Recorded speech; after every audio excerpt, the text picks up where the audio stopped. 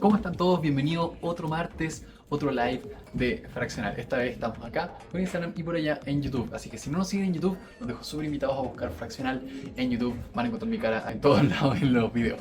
Oye, vamos a hacer el tiempo mientras se va conectando la gente. Si estás viendo esto después, estará acostumbrado a que yo rellene un poco. Pero hoy día vamos a hablar de temas muy interesantes. Evidentemente, al final va a estar abierta la posibilidad para que cada uno de ustedes me haga preguntas sobre Fraccional.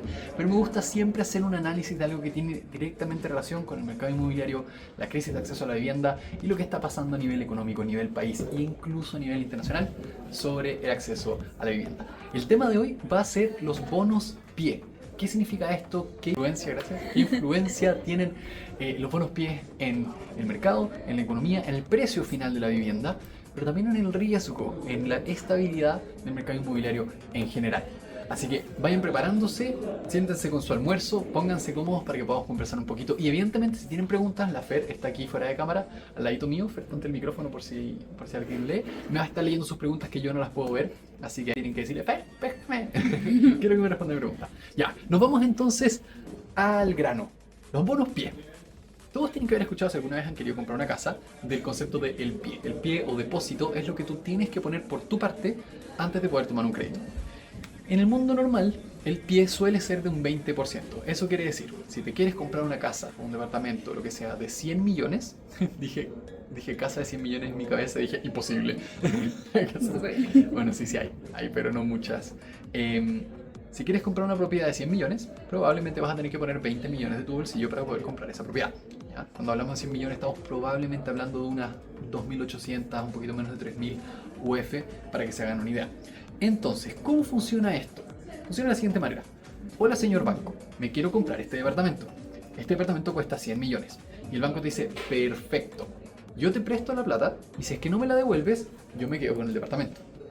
El tema del pie es que el banco dice, pero para mí el departamento es un cacho. Si es que tú no me pagas, yo necesito la plata, yo no necesito el departamento. Entonces tengo que salir a vender el departamento. Entonces, ¿qué es lo que voy a hacer? Lo voy a vender lo más rápido posible.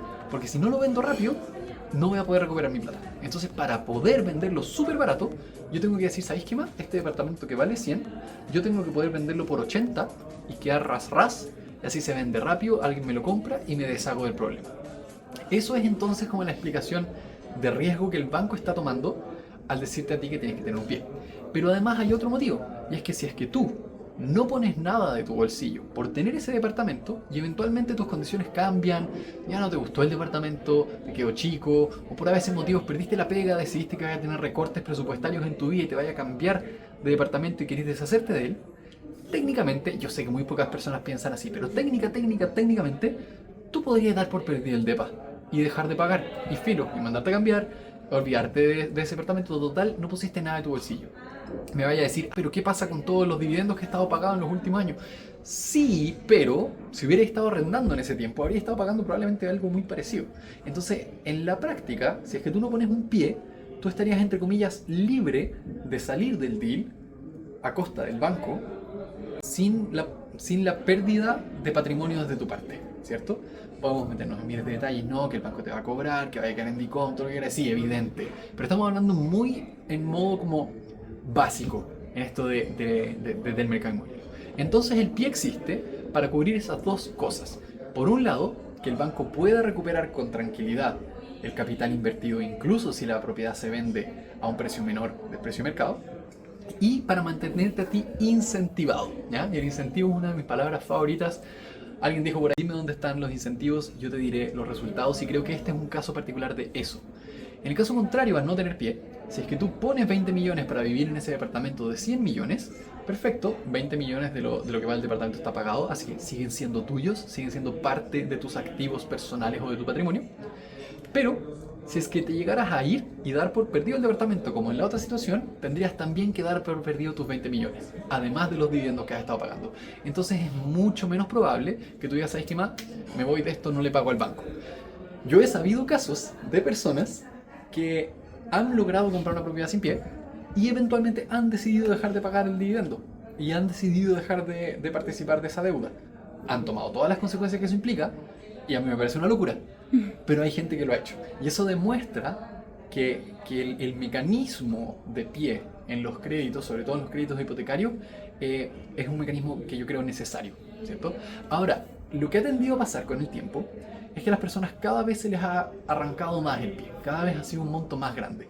Porque si antes el pie para un departamento podían ser 5 millones, 10 millones, hoy día estamos contando desde 20. Si alguien quiere tener un departamento en el sector oriente de Santiago, por lo menos, probablemente, estoy muy confundido con la palabra, probablemente, está mirando un valor por departamento entre los 5.000 a 7.000 UF para arriba. Eso significa que tu pie ya no son 20 millones, probablemente estás mirando algo así como 60 millones de pie. Entonces yo te pregunto a ti, persona a pie que se quiere comprar un departamento y que quiere vivir, por ejemplo, entre Ñuñoa, Providencia, Las Condes o el sector oriente de Santiago, vas a tener que desembolsar un pie de algo así como 60 millones de pesos, por lo menos por un departamento de 2 dormitorios. Entonces uno dice, es como imposible. El 20% de 100 quizá era algo que con esfuerzo no podía alcanzar, pero el 20% de 300 se me empieza a volver una cuestión inmanejable, ¿cierto? Y para más remate, cuando decimos que las propiedades subieron de valor al 5%, es el 5% del valor de la propiedad. Si el siguiente año vuelve a crecer en un 5%, ese 5% es más grande que el otro 5%. El 5% de 100 es más chico que el 5% de 105, lo que implica que la velocidad a la cual se nos arranca el valor del pie es cada vez mayor. Cada vez sentimos que se nos arranca más rápido ese número porque el crecimiento relativo de aquel es mucho más grande en el tiempo, si es que lo midimos en la cantidad de UFs y no en la cantidad porcentual. Por todos esos motivos, entonces, algunos están poniendo en tela de juicio la necesidad de este pie. ¿Qué pasa dado que estas personas tienen buen sueldo que quieren comprar, estas personas tienen la capacidad de pago total, están pagando el arriendo de su departamento actual, pueden pagar el dividendo? Lo que no pueden es ahorrar los 60 millones de pie. Entonces, ¿por qué no le damos bono pie? ¿Cierto? Y ahí es donde la cosa se empieza a poner compleja. Déjenme explicarles por qué. Miremos un poquito para atrás, vámonos en la historia. Hay un video que les estamos debiendo en YouTube, a los que les gusta YouTube, síganos por favor, que es sobre la crisis española. ¿Ya? La crisis española se dio por 2007-2008 junto con la crisis subprime en Estados Unidos. No fue algo contenido en una crisis particularmente gringa, fue una cuestión mundial. Y parte de la crisis tuvo que ver con el aumento, llamémosle voraz, del valor de las propiedades por ciertas condiciones de mercado que habilitaban esto. Una de las condiciones de mercado que lo habilitaron fue el hecho de que las tasas de interés eran bajas, pero al mismo tiempo los requisitos para poder tomar un crédito fueron bajando en el tiempo. Fueron bajando en dos grandes áreas.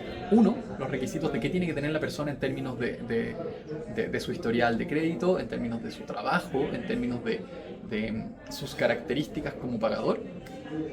Y otro, en términos de cuánto tiene que poner de su bolsillo. Durante el pic del boom inmobiliario que ocurrió por 2006-2007, porque el pic viene antes de la crisis, ¿cierto? 2006-2007, las personas estaban pudiendo comprar propiedades sin poner un pie.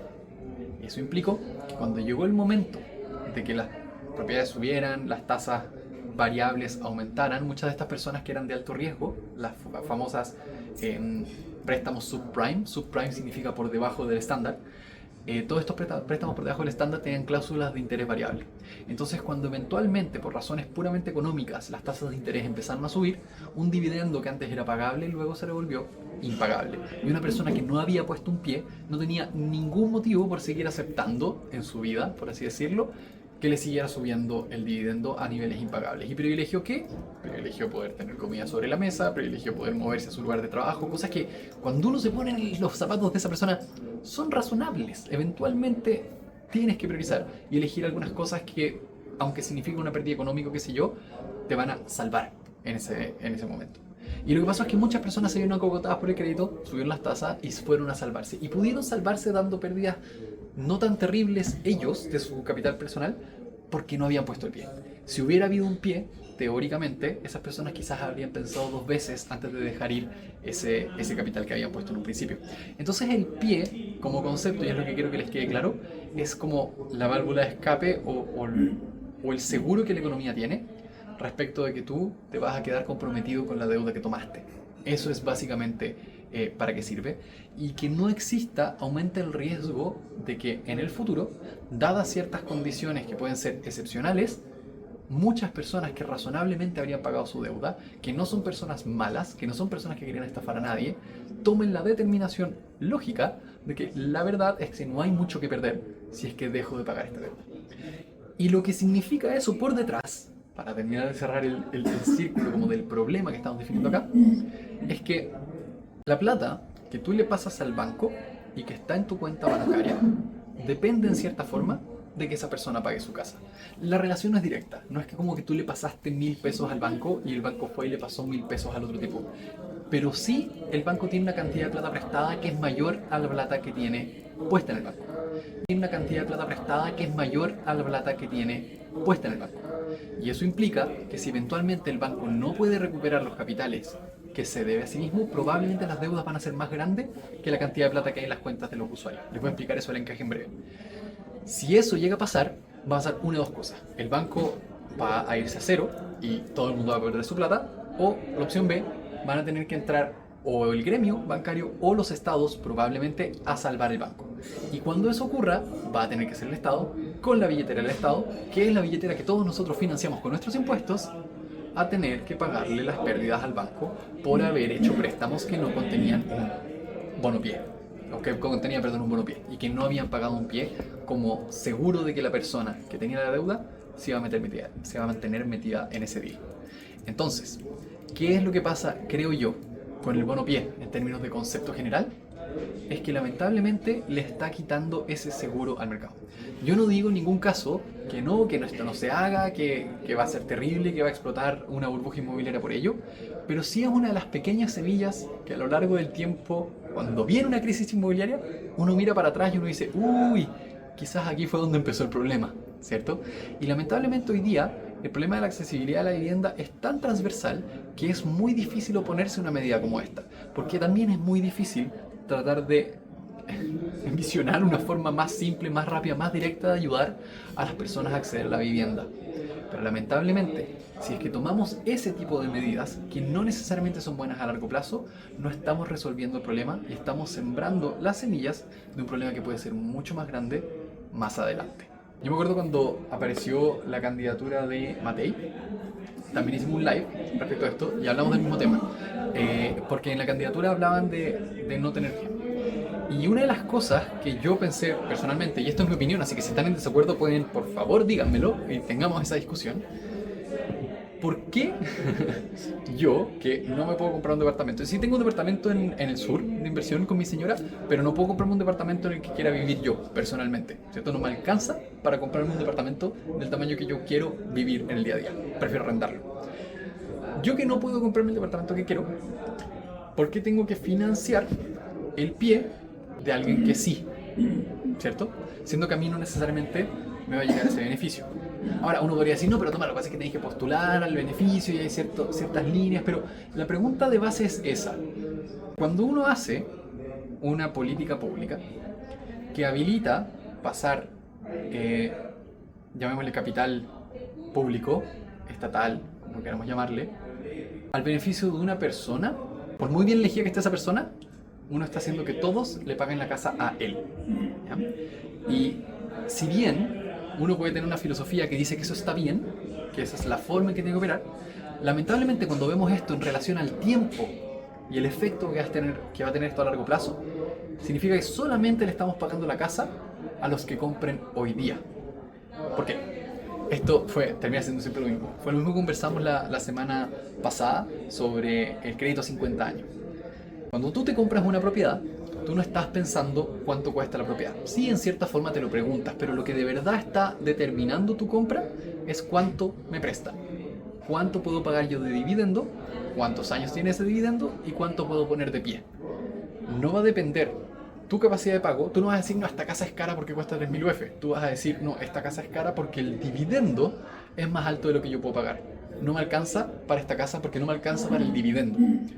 Y eso significa que el factor de equilibrio de mercado, ¿cierto? De economía, el equilibrio entre oferta y demanda, no está en el precio de la vivienda, está en el precio del dividendo. Entonces, cuando yo permito que más personas hoy día compren propiedades que no les alcanzaba porque hoy día les pasamos plata a nivel estatal o porque se lo fió la inmobiliaria o por el motivo que sea, lo único que estamos haciendo es que el punto de equilibrio del dividendo vuelva a subir. Entonces, en lo inmediato, mientras ese proceso de reajuste de precio no ocurre en la economía, porque se demora, puede tener una diferencia entre 6 meses y hasta 3 años entre que empieza el proceso y se ajuste el precio, Todos los que estén dentro de ese rango en que las cosas todavía no se han ajustado acorde, van a ser beneficiados. Pero todos los que vengan después, incluso si el beneficio no ha desaparecido, van a estar pagando más caro por las viviendas. Porque había un número fijo de viviendas y había un número de compradores. El número de compradores se multiplicó, los que llegaron primero alcanzaron a comprar las viviendas al precio original, pero los que vengan a comprar después van a terminar inflando el precio para los del futuro. Entonces, financiemos o no financiemos el pie de las personas de hoy día, y sigamos o no sigamos financiando el pie de las personas mañana, las personas de mañana van a estar en una peor situación que las personas de hoy día, porque hoy día le financiamos el pie a algunos. Entonces, dicho todas esas cosas, yo creo que una vez más, los bonos pie no son una solución a la crisis de acceso a la vivienda. Son una solución para las personas que alcancen a tomar el bono primero, antes de que se ajuste el precio. Son una solución para las personas que hoy día van a poder adquirir la vivienda a costa de quienes no van a poder adquirir mañana. Y son además un gran riesgo que le estamos metiendo al mercado inmobiliario. El mercado inmobiliario que es básicamente la alcancía de todos los chilenos. El 60% de chilenos tiene una casa propia.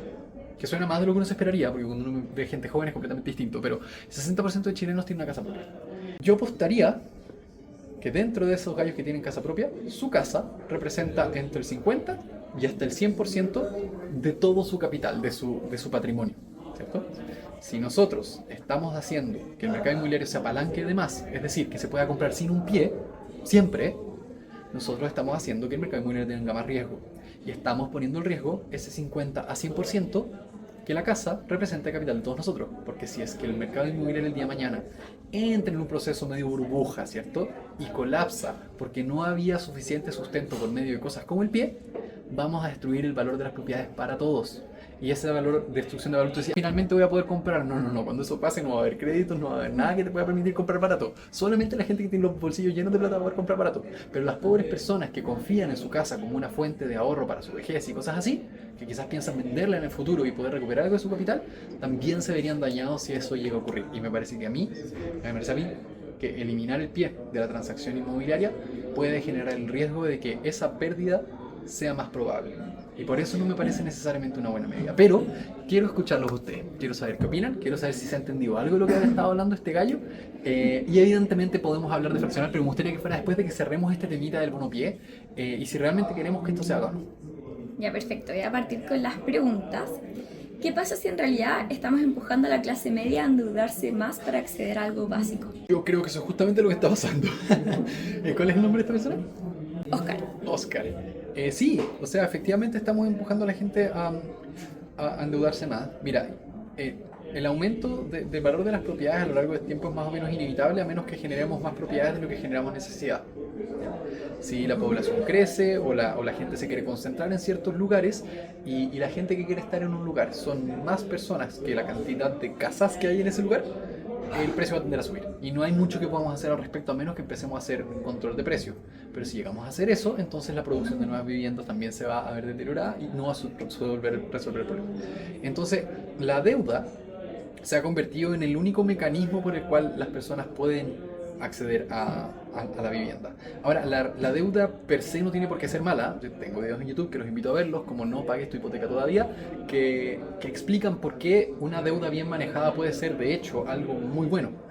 Pero, lamentablemente, hoy día y en el futuro, si es que las cosas siguen tal cual están, que es lo esperable, la deuda es y seguirá siendo la única manera de acceder a este activo. Y a medida que este activo o este bien, no necesariamente para todos, ¿cierto? Este bien de consumo que puede ser la vivienda, el hecho de tener un techo sobre tu cabeza, va a ir subiendo de precio a lo largo del tiempo y por lo tanto va a ir tomando una preponderancia cada vez mayor en nuestra billetera. Cuando digo eso me refiero a lo siguiente: uno tiene un circulito, imagínate un gráfico de pie, ¿cierto? Y hay como puros pedazos de pizza que definen cuánto de ese circulito tú gastas en cada cosa. Entonces tú tenías un pedacito de pizza de lo que gastáis en salud, un pedacito de pizza de lo que gastáis con amigos saliendo a carretear y un pedacito de pizza de lo que gastáis por vivienda. Hay algunos pedacitos de pizza que son más importantes que los otros: la salud, la educación y la vivienda. Y son justamente los pedacitos de pizza de cosas que los precios se arrancan. En la salud, los precios se arrancan porque estás dispuesto a pagar lo que sea por tu salud. En la educación, los precios se arrancan porque estás dispuesto a pagar lo que sea por la educación de tus hijos, probablemente. y la vivienda, los precios se arrancan, porque probablemente vas a ser lo último que vas a dejar de consumir. Probablemente la casa sigas pagándola cuando estés comiendo pan con azúcar y sea lo único que tenés en la casa. Incluso el agua potable podrías cortarla antes porque por último la puedes hervir, pero la casa no. Entonces siempre va a ir empujando a tomar una preponderancia mayor en los pedacitos de pizza de tu economía personal. Perfecto. Moni por acá nos estaba contando un poco de su experiencia. Nos dice que ella trabajó en la inmobiliaria desde el lado financiero, perdón. Y el bono pie es terrible para las inmobiliarias porque si bien vienes, el flujo de caja se ve perjudicado. Ya, perfecto. Lo que está diciendo Moni es que a la inmobiliaria lo que le entra directamente al tiro es el pie. ¿Cachai? Tú haces una reserva, tú pagáis el pie, entonces esa es la plata que tú le dejáis en la inmobiliaria. Y la inmobiliaria, en términos de flujo de caja, de plata disponible en el momento, lo tiene al toque, ¿cierto? El pago del banco viene después de varias cosas. Viene después de la compraventa y muchas veces viene después de si es que el proyecto no estaba terminado al momento de la promesa. Viene después de las recepciones finales y después de hacer efectivo el traspaso, un montón de cosas que tienen que pasar antes de que el banco le pase la plata inmobiliaria. Entonces, efectivamente para las inmobiliarias no es bueno, pero ¿por qué lo hacen? Porque si no, no venden nada. Ya nadie tiene para juntar el pie hoy día. Es así de simple. Joaquín nos habla aquí un poco de Matei. Me parece muy lógico lo que dices, pero ¿por qué crees que Matei tenía esa propuesta? Buena pregunta. Yo creo que lo que está haciendo Matei y lo que han hecho todos los candidatos en último tiempo, se dan cuenta que es un dolor social, general. O sea, nosotros en Fraccional nos damos cuenta que es un dolor generacional, porque por lo mismo estamos tratando de hacer que por lo menos invertir en este mercado sea algo accesible. No podemos nosotros todavía resolver todavía la casa propia, pero sí la accesibilidad. Y creo que ellos leen lo mismo. Leen descontento, leen que las personas quieren poder acceder a una vivienda y dicen, ya, pero ¿cuál es el límite? Le pregunté a cualquier persona, ya, pero ¿por qué no? Me dice, mira, yo tengo el sueldo, mira, yo tengo elegido el departamento y la verdad es que yo pago lo mismo por arriendo de lo que me sale el dividendo. Si lo único que me frena es el pie. Sí. Lo único que me frena es el pie. Está leyendo acá. Entonces, si lo único que me frena es el pie, ¿qué es lo que tenemos que eliminar para que no te frenen? El pie. Es una respuesta súper lógica. Y además, cuando existen ciclos gubernamentales, estatales, políticos, que implican que si algo resuelve el problema en los próximos 4 años, yo me voy por ganado, no necesariamente van a tener que preocuparse por las implicancias que esto va a tener a largo plazo, ¿cierto? Y esas implicancias pueden llegar en 10 años, no tiene cómo saberlo.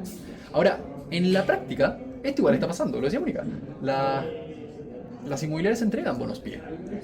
La CMF la otra vez soltó un comunicado de que la CMF no le parece que deba haber bonos pies, porque lo que está haciendo es sumarle riesgo al mercado.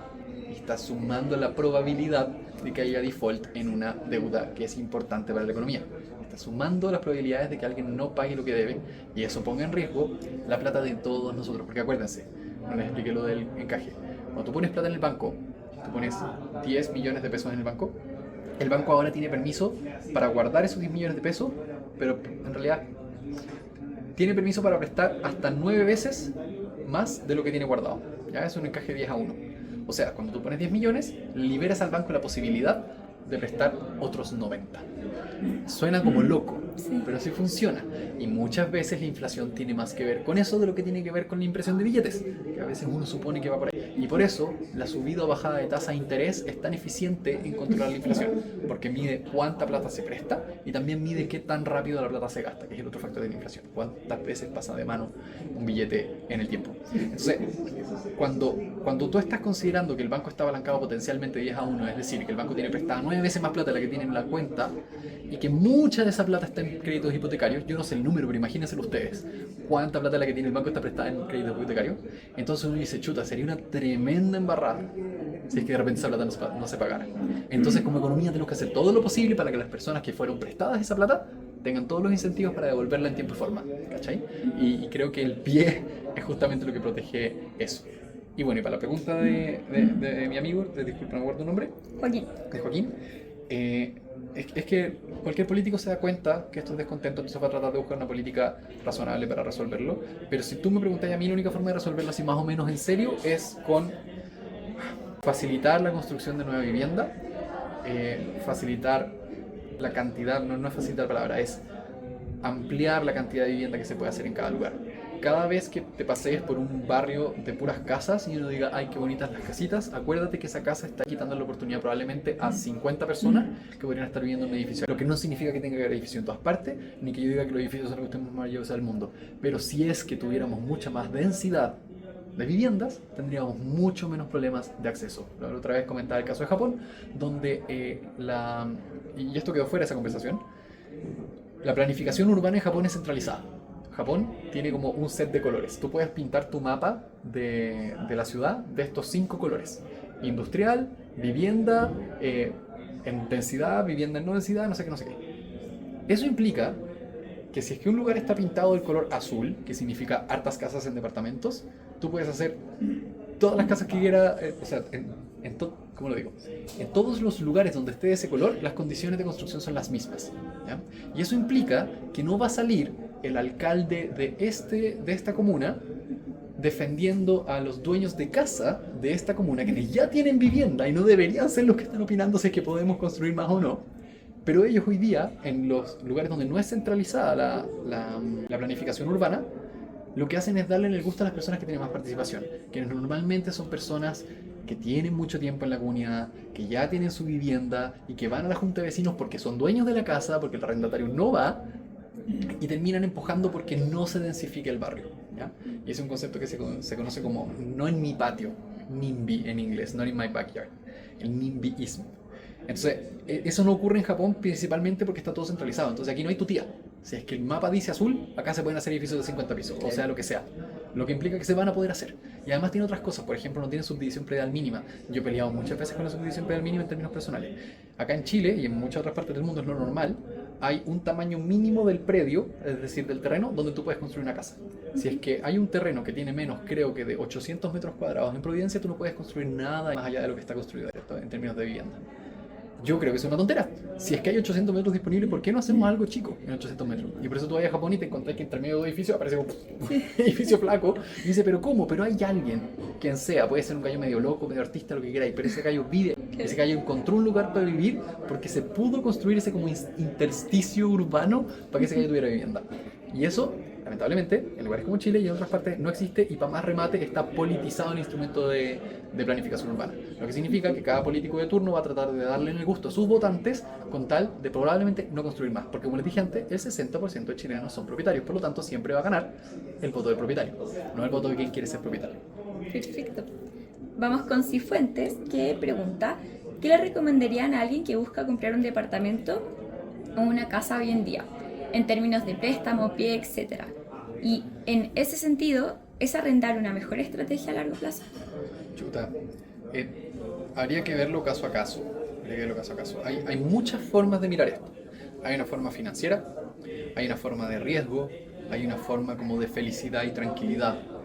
Si yo te dijera la financiera, yo te diría muy en contra de todo lo que he dicho todo este rato, mantén la mayor palanca posible por el mayor tiempo posible. Eso significa, no conviertas tus billetes en tu casa propia en mucha proporción. Porque si eventualmente tú tenías una torre de billetes acá y tenés tu casa por acá, mientras más de esta torre de billetes metáis acá, menos flexibilidad vaya a tener. Entonces si el día de mañana metiste toda tu torre de billetes acá en la casa y eventualmente no podéis pagar la casa, el banco te va a quitar la casa, incluida tu torre de billetes.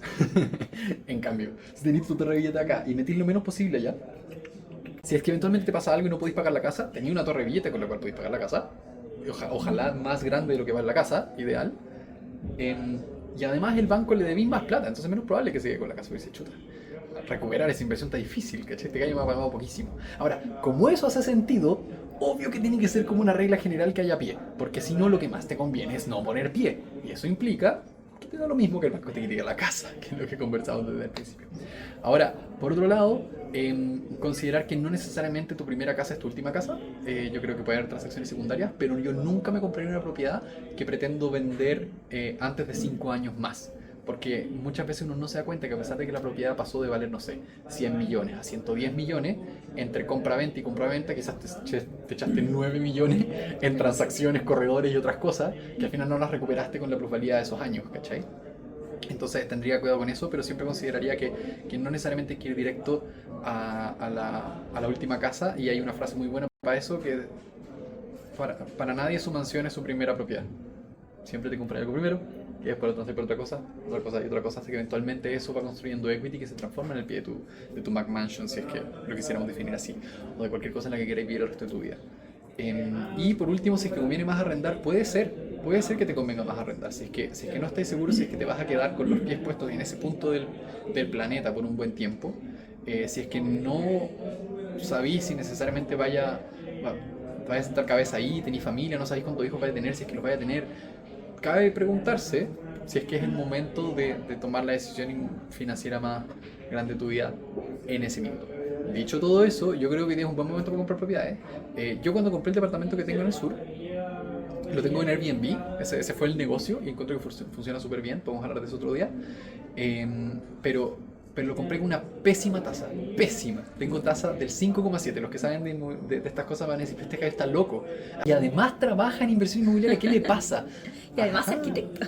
Además, es que lo que pasa es que yo pagué un precio súper bajo por esa cuestión. Y la tasa yo la puedo renegociar, pero el precio que pagué no lo puedo renegociar. Entonces, en el momento en que compré a 3.500 cuando en el sector valían 4.000 UF. Hoy día el sector está como 4.200 desde ya. Y yo todavía pagué 3.500. ¿Eso hace cuánto? No tanto, fue hace 2 años. No sé, compré cuando estaba lo peor de lo peor. Entonces la negociación fue súper fuerte con la inmobiliaria. Fue en pandemia, ¿no? No, post pandemia, pero inflación alta, como entrando al 23, si no me equivoco. Sí, fue como en inicios de 2023. Era cuando ya todas estaban así, con la tasa, 5 7, ¿cachai?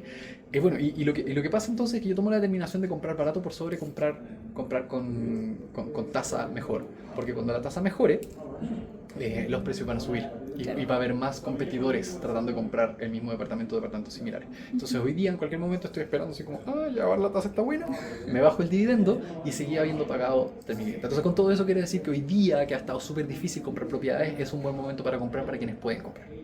Perfecto. Vamos con Max, no sé. ¿Qué recomiendas en caso de compra de propiedades como inversión, aprovechando el buen pie? ¿Qué recomiendo? ¿Está prohibido hacer recomendaciones de inversión? No, pero en términos generales, mira, es súper caso a caso. Pero lo que decía antes, o sea, mientras más apalancado podáis estar, más rendimiento le va a sacar la inversión. Entonces, mientras más se permita, mejor. Por eso la gente hacía multicrédito y todas esas cosas, ¿cierto? Cuando se podía.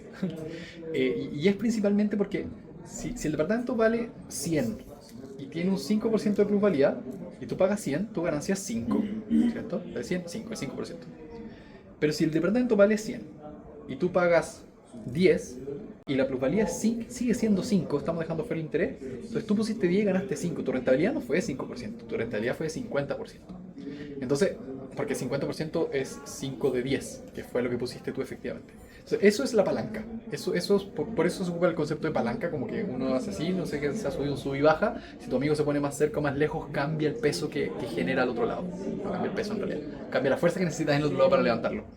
Y de la misma manera, si es que te puedes apalancar más en una inversión inmobiliaria, mejor. Pero también hay más riesgo. Con eso está significando que si es que el departamento se llega a vender, si te pusiste un pie del 10% y por ABC motivos te ves obligado a vender el departamento a menos de un 90% de su valor, vaya a tener que poner plata de tu bolsillo, no ganaste nada, saliste para atrás. Entonces estáis sumando riesgo, ¿cierto? Es muy probable que perdáis el 100%. De hecho, si es que el departamento, tú pusiste un 10% de pie y el departamento se llega a vender por un 90% del valor, toda la plata que obtuviste se la tenés que pasar al banco, te cae en cero. Y si llega a venderse por un 20% menos del valor, no solamente perdiste lo que pusiste, sino que tenés que poner 100% extra de lo que habías puesto inicialmente. O sea, te salió 20 palos la movida. Así que para tener en consideración. Y hay cosas como, que estas son menos contraintuitivas. Nosotros cuando hemos comprado apartamentos de renta en inversión fraccional, nos hemos preocupado de no necesariamente comprar el más barato del sector. Porque el más barato del sector probablemente no tiene la mejor calidad constructiva. Entonces tratamos de ir hacia inmobiliarios o desarrolladores que apuestan por mayor calidad, incluso si eso significa más precio, porque los costos operativos de repente sorprenden y tener menos arreglos y cosas sorpresivas en el camino te va a hacer la vida mucho más fácil y hacer tu inversión mucho más rentable y previsible. Vas a tener menos sorpresas y creo que eso vale oro. Y lo otro es que los departamentos que tienen mejor calidad dentro de un sector tienden a atraer al mejor arrendatario del sector. O sea, si tú tenías el arriendo más barato, claro, va a ser fácil encontrar un arrendatario, pero ese arrendatario puede no ser el que tiene la mayor estabilidad financiera, etcétera. Es un gallo que está estirando su presupuesto para llegar. Mientras que si tú tenés un arriendo que es de la mitad para arriba, dentro del rango, probablemente es un gallo que tenía alternativas y eligió el departamento más rico porque tenía la capacidad de pagar un departamento más rico y no está estirando tanto su presupuesto, lo que hace que para ti sea potencialmente un mejor arrendatario. Yo creo que con esas cosas ya es suficiente como hacer una clase completa sobre departamentos de inversión. Está perfecto. Gonzalo, ¿cómo el gobierno podría estimular la economía con deuda? Paréntesis, vivienda. Es que el gobierno siempre estimula la economía con deuda. Siempre. Solamente que nos endeuda a nosotros. Ay, me encantaría dar. Ya, podríamos tener esa conversación, pero no nos va a dar el tiempo hoy día. El gobierno siempre se endeuda. Es más, una de las noticias que hoy día íbamos a tratar era la deuda que tiene el Ministerio de Vivienda. Es justamente por tratar de construir más vivienda de la que podían pagar, nos endeudaron a todos nosotros y vamos a ver cómo se resuelve ese problema. El gobierno siempre se endeuda con otros gobiernos, consigo mismo, con privados y otros, para poder estimular la economía. Eso siempre es así. Ahora la pregunta es qué se hace con esa plata. Yo creo, en mi opinión, que no necesariamente va por ello. Yo no creo que vaya por endeudarse más. Yo creo que, dado que las propiedades son un activo financiero rentable, aunque queramos llamarle derecho y otras cosas que también es, no deja de ser un activo financiero rentable. Y como lo es, el desarrollador privado va a tener muchos incentivos para hacerlo, siempre y cuando se le deje la cancha abierta para que lo haga de una manera razonable, bien hecha, bien diseñada, con todas las normas que eso implique, pero sin trabas como, ¿cuál es la palabra? Discrecionales, sin cosas como porque se le ocurrió al alcalde no sé dónde o porque el director de obras de no sé qué comunidad no le gustan los edificios de tal altura a pesar de que la norma dice otra cosa. Si eliminamos esas cosas como que son caso a caso y nos quedamos con las definiciones básicas de cómo se hace una buena vivienda de acuerdo a las normas urbanísticas, yo creo que el privado es suficiente para resolver su problema por su lado, ¿vale?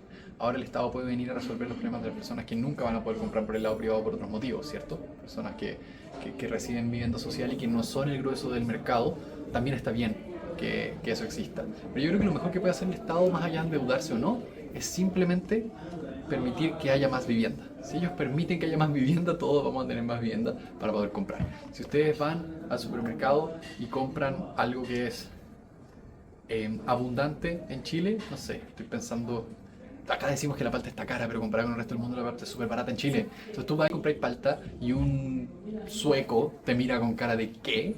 ¿Te costó 800 pesos la palta? Bueno, alguien va a decir, no, me costó 1.700. Te sale 800 pesos la palta, en Suecia probablemente cuesta 5 veces más, ¿cierto? Tú compras cualquier cosa que es abundante, la vas a comprar más barata que en un lugar donde es escaso. Entonces, lo que yo creo que el Estado tiene que hacer es permitir que la vivienda sea abundante. José pregunta, ¿con qué gobierno tendríamos más probabilidades de acceder a la vivienda propia?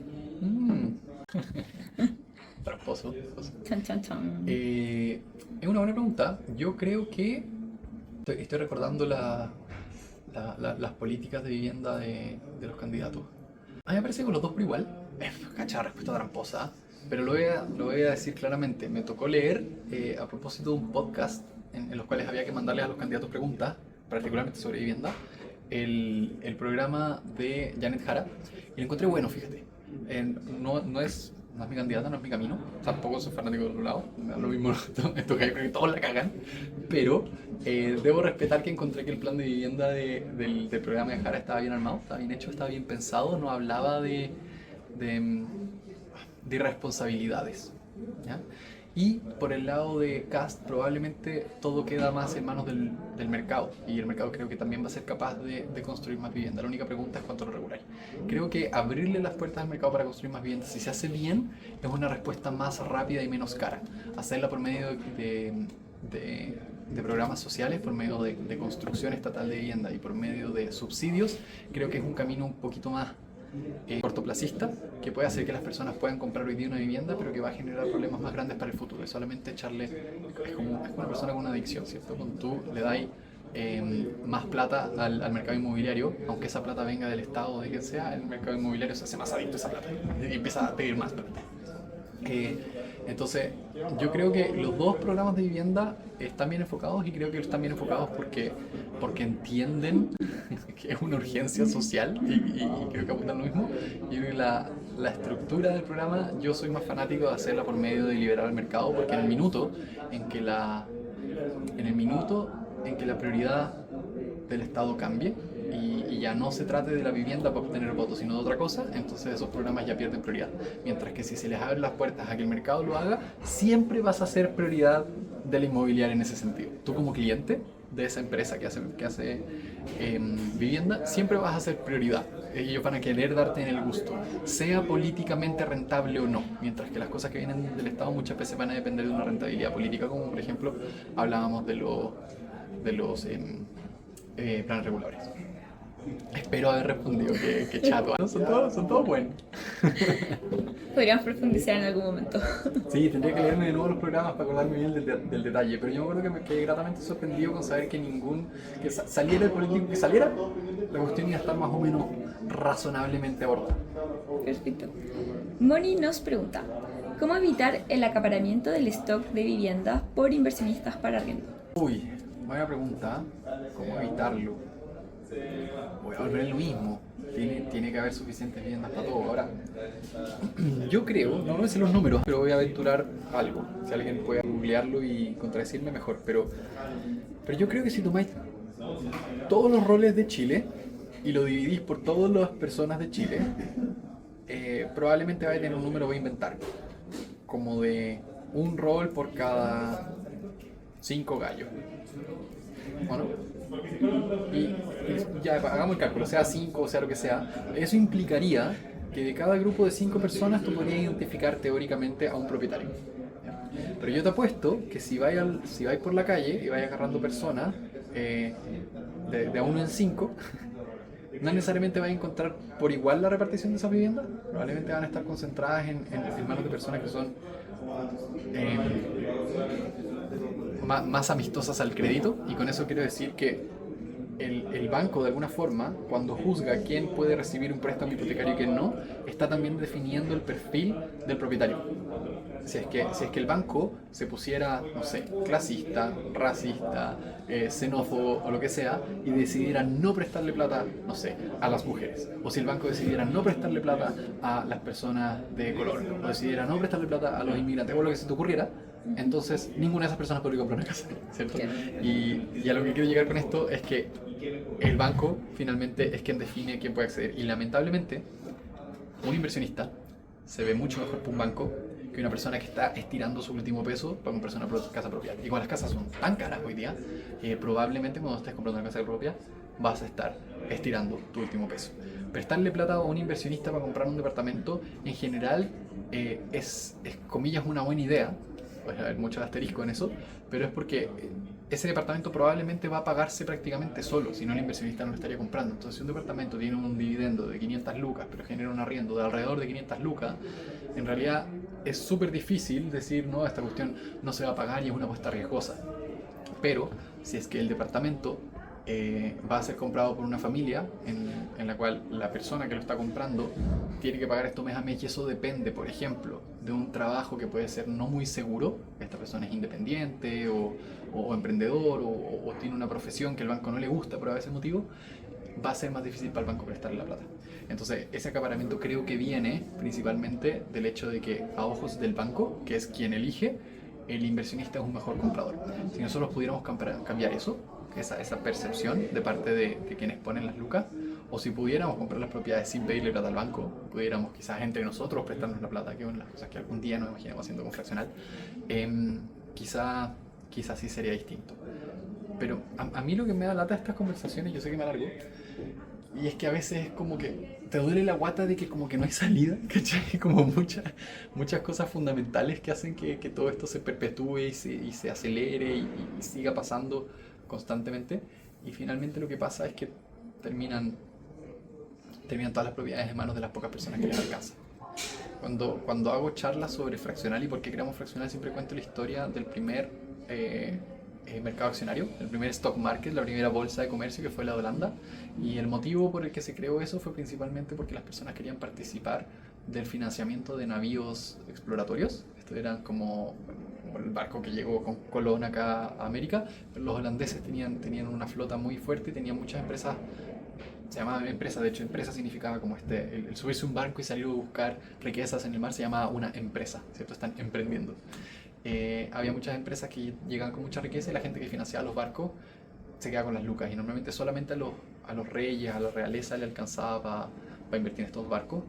Pero después con el tiempo empezaron a aparecer una nueva como casta social que fueron los burgueses, que fueron personas que no tenían un título nobiliario, pero sí tenían plata porque quizás vendían hamburguesas y se empezaron a transformar con los primeros emprendedores. Y estos gallos querían participar de los barcos, pero no les alcanzaba. Entonces dijeron, ¿sabéis qué más? Vamos a compartir el banco, vamos a crear los shared enterprises, las empresas compartidas. Y esas shared enterprises son lo que hoy día conocemos como acciones. De nuevo, ¿por qué hemos esta vuelta larga? Hoy día nadie se queja de que no, es imposible tener un pedacito de Amazon. Amazon es carísima y nadie dice, no, Amazon está muy caro. Bueno, sí, alguna gente dice eso, pero nadie dice como, oh, la inaccesibilidad de las acciones. Claro. No es un tema, a pesar de que las empresas valen trillones de dólares hoy en día, un número que hace 5 años no hacía sentido, pero hoy día las empresas pueden valer trillones, en plural, de dólares. Y nadie sale diciendo como, uy, no, pero ¿cómo voy a hacer yo para tener $1 trillón para comprar Nvidia?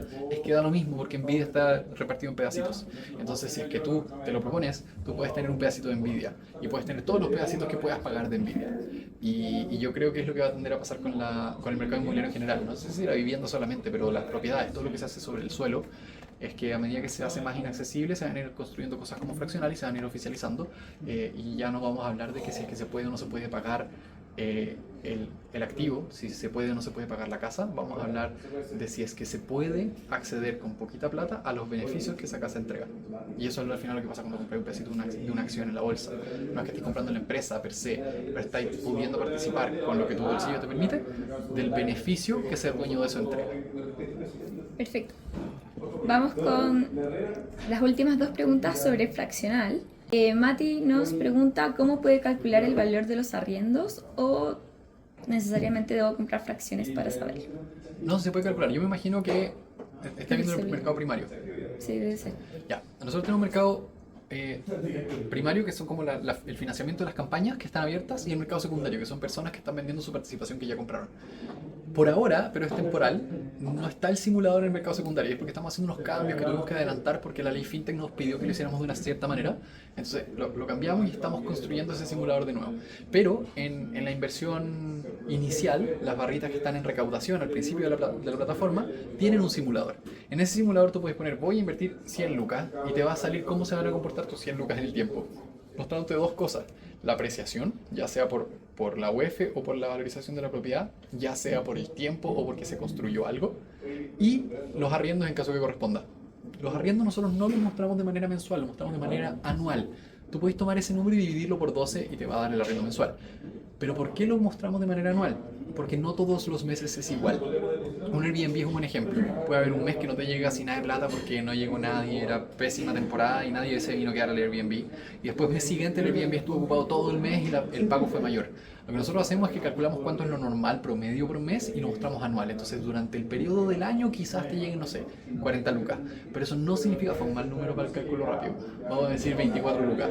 Pero eso no quiere decir que cada mes te lleguen 2, sino que el promedio de cada mes va a ser 2. Pero va a haber meses más, meses menos. Y por eso somos muy reticentes a mostrarte un número, porque la gente es muy buena para decir, oye, me dijiste 4.232 y me llegaron 4.240 o menos, me llegaron 4.200. Sí, lo que pasa es que el próximo mes quizás te llegue más o menos, es variable, ¿cachai? Entonces por eso no ponemos un número.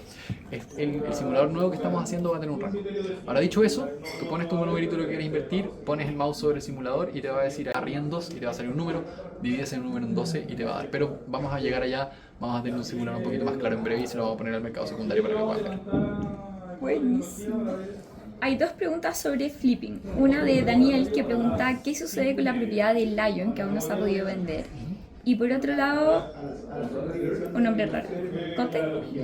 Hola, quisiera saber si se ha revisado qué beneficios tendremos los que nos hemos quedado hasta el final del flipping, incluyendo la venta, ya que son varios los que se están vendiendo antes.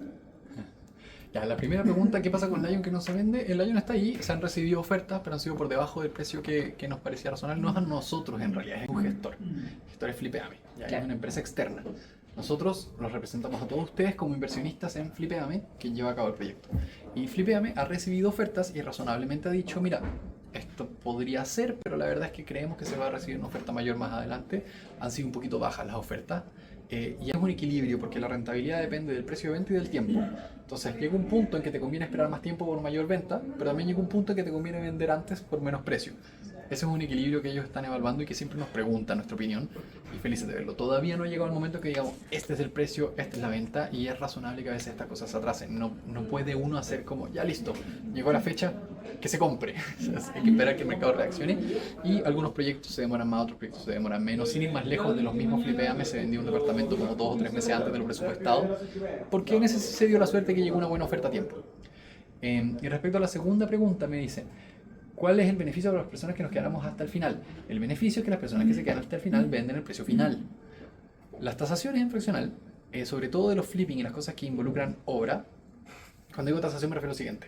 Tú compras una fracción por un precio, ¿vale? Digámosle 100 pesos. Y al final de todo este proceso se construye y la cuestión se vende. Y cuando se vende, cada fracción tiene un valor, digámosle, de 200 pesos, por inventar cualquier cosa.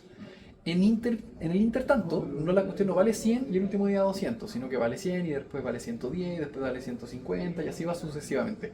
Ese escalón que yo hago en mi mano depende de un hito. Nosotros hablamos con el gestor, que puede ser Flipeame o cualquier otro, y le decimos, ya compadre, cuando se construya tal cosa, tú me avisas y yo lo doy por chequeado y eso gatilla un aumento de valor. Entonces el cálculo es el siguiente. Tenemos un valor de entrada, tenemos un valor de salida. Cada 3 meses yo le voy a preguntar al mercado, oye, ¿este valor de salida está bueno? Me va a decir, sí, la tasación me anda por ahí, no, la verdad es que han bajado, no, la verdad es que han subido. Perfecto. Y entre ellos hay un porcentaje. Yo le digo, ¿se construyeron las puertas? Sí, se construyeron. Perfecto. Las puertas desbloquean un 10% de esto. 10%. ¿Cierto? La última parte viene al final. Entonces, las personas que están vendiendo aquí están vendiendo por quizás entre 100 y 200, están vendiendo por 180. Perfecto.